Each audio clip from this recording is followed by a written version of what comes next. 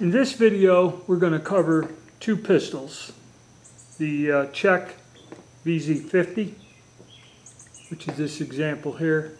And then the pistol really didn't change much. There were slight enhancements and modifications to it.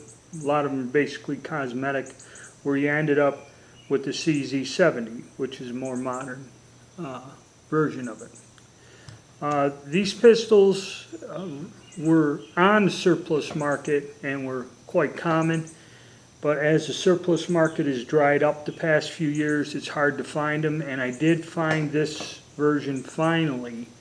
A dealer went and got a couple of them, and I picked it up. So I think with the sales tax and everything, I paid like $250, say, for the gun, and it's in fairly good shape.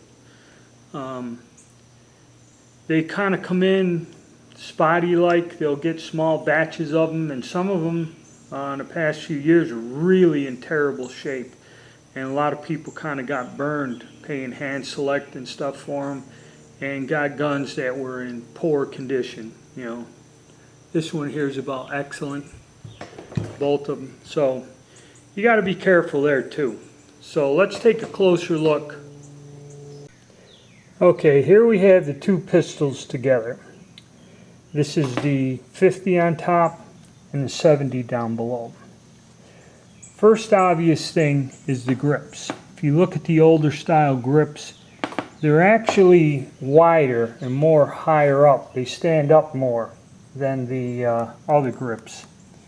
They have a different design. This has the lines in it, where this has like a pebbling, checkering.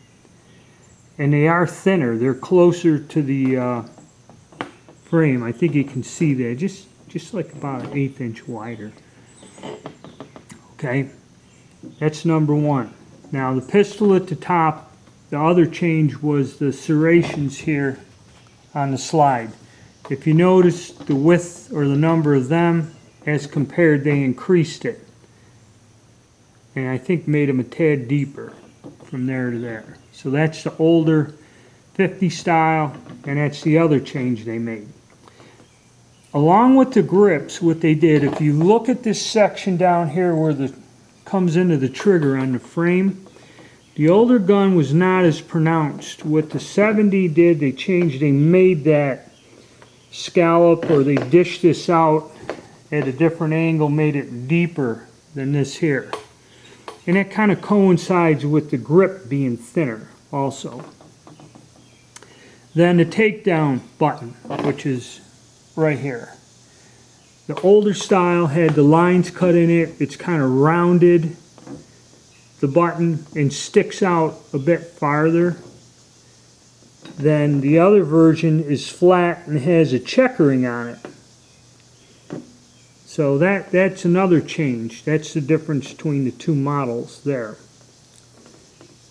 And then the hammer supposedly was solid on the old one, but this one has a hole drilled in it. So you'll find them with the hole drilled in them on the 50s. So when they started changing the hammer, I don't know. But that's the differences there on this side. They both use the same magazines, I guess. There may have been a difference, but when you get them, that's the magazine you end up getting with the little plastic toe on the end. I don't know if that's quite correct. They're just what they have. And this gun, when I bought it 10 years ago, came with 2 mags. Where this one now, they only give you 1 mags with the pistols. Also, while we're on this side, if you look at this here, another difference. So you have the serial number, it's scratched, but you can't see it. There's a rampant line and 65 on the barrel. So that's the year this pistol was made. It was 1965. See if we can focus in. It's above there, and for some reason the wear's kind of scratched it. But if you get close enough and look, there's the line there over the 6, and then the date is kind of semi-obliterated. So I'll show you where that marking is on the 70, which is different.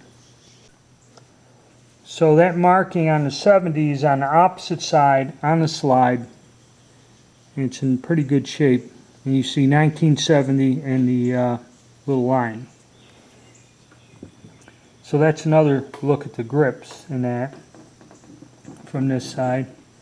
Also what they changed is the mag release. This one, even though the grip is wider, sticks up pretty far, and you can get that with your finger one-handed, where even though the grip is thinner, this is really not sticking out hardly at all. I mean, this one sticks out much farther. So people said that this is difficult to manipulate, this one-handed, you know, with your thumb, other than having to get your other hand and reach up on there. And now we'll look at the scrolls. This is the old scroll on the 50, and that's how it came marked. These will change. You'll find variations of this. And then this is what's on the 70. And you see they moved the CZ marking to the rear of the slide. We're up here. It's right over there. So the markings will vary a little. And like I said, you'll get guns that are piecemeal and got bits and pieces, might have been changed around. Let me think what else.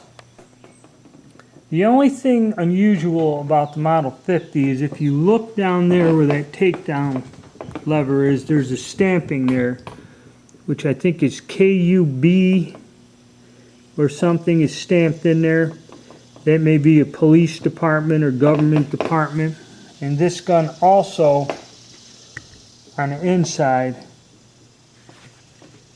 of the on the frame there, has hold still, you can try to get it into focus. I believe it's NB50 is stamped down on there, which could be a rack number or something for a police department. Okay, let's talk about the safety lever on this, and there's a reason. I'm not going to really cover, I will cover disassembling and that with here. The sights are fixed. Okay, you can drift them, but the front sight is set. So you have a little bit of adjustment, and both of them are staked in. Somebody went and took a prick punch and staked them in. The gun does not have a magazine safety on it. Okay, holds 8 rounds, I believe, or 7, I think 8. So how the safety works on this, and this is a neat feature about these pistols. Okay, we're empty. As you reach over here, you got that red dot. So you push it down there to where it covers it. It's on safe. If you keep pushing further, it'll drop it in half cock and be on safe, and you have to flick it up all the way. This one's stiff. This is a good pistol. Now, what else you want to beware of or aware of? We'll take this one. Now, this gun was used, and I noticed the action was a little loose on this older one. But when you cock this one, I just noticed when I was fooling with this, we got the gun. So now we go and we put it down on safe. Now, supposedly, that should work to where if you pull this trigger, it's still on safe. But somebody's fooled with this mechanism or something, that when you pull the trigger, it does drop. That would have fired. That went all the way home. Yeah, so that mechanism, okay, is worn or screwed up. Okay, so it's another thing. So you go down. I was getting it. That time it didn't. That time it dropped into the half cock position. But if you go and push it all the way down, it will drop in half cock. Okay, it won't hit. When you go back up to safe, it's still safe. Then it'll fire, double action. But if you got safety on like that, this pistol is malfunctioning. Okay? Where when we do that with this one, it won't do that. So this is something where the action or sear or something has been worn out. Okay? it's something you got to take into consideration. That is a big safety problem with that gun. So before you carry this, you know, check the gun out. Make sure it's functioning correctly. You know, it functions the other way. Okay, but I guess something's worn.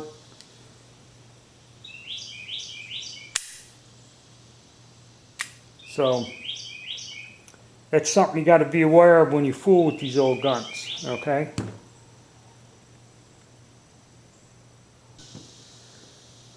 Okay, I said I wasn't going to show you the takedown, but I guess I will. Takedown on these is pretty simple. You reach up with your finger, push down on that button, just draw the slide back, pick it up, and you slide it right off. And you got easy access. These pistols have a wider end on the spring, one or the other. The narrow end goes in towards the barrel.